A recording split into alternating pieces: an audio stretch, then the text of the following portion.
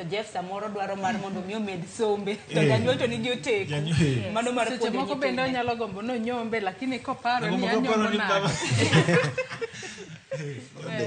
na wawinjane Silas Kaibe. I think the most important thing monego ang'i seche mowacho is between a parent and a child, janyuol kod nyathi. My is a situation ma janyuol osepuonjo nyathi. Nitiere gimiluongo ni responsibility. Janyuol wang'eyo ni nyaka obed responsible e nyithindo monyuolo. Ok inyal bukri nyuol nyathi, inyuolo nyathi to kibed responsible kuome.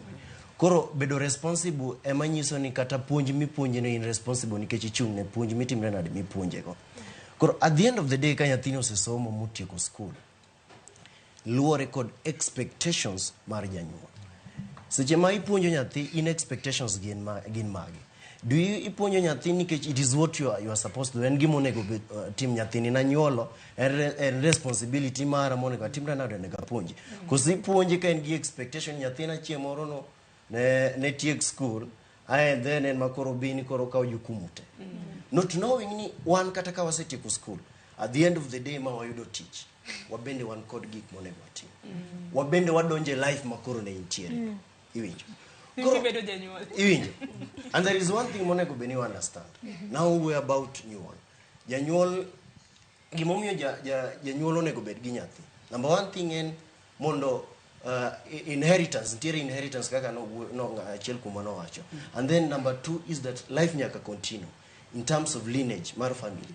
Kabedo kod nyathina be chieng' moro na inherit to family na dhi mbele. Koro pressure moko mang'eny ma janyuol dwa keto go nyathino tieko school.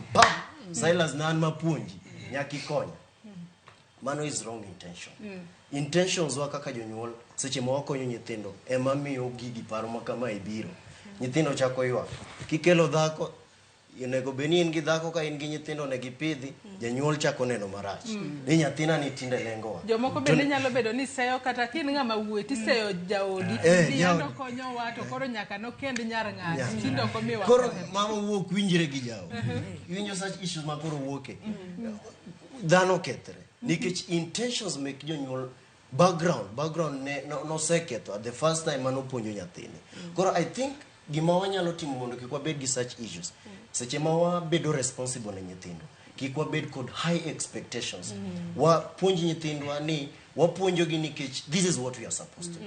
Onego wapuonji. And then that is how it will change. But as far as we are talking about that, nyithindwa wan bende nyithindo. Kik wiwa wil. How comes you don't have to walk dala opuonje janyuol struggle from a very humble background. Mosomo moyudo tich maber. Otiyo maber. Kata en japuonj oyudo salary at the end of the day.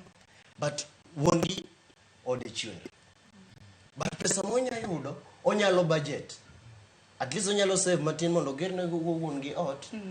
To moko timbre nado be kony go familia ne. Koro seche moko wan bende as far as ni jonyuol kiki expect ni onego beni wamiyo wadwoko ne giero kamano ka wachune gi weche mopogore wan bende nyaka wane ni osepuonjwa to nitiere gik moko bende ero kama na nyaka ni James Omamba nikech en mapoko loso ini nene machalo nade nikech Joyce ahero points mabende okelo nikech sama janyuol ipuonjo nyathi expectations magi rumo kanye to responsibility chako kana koso in kisepuonjo to koro en makoro nyathini makoro obed responsible ne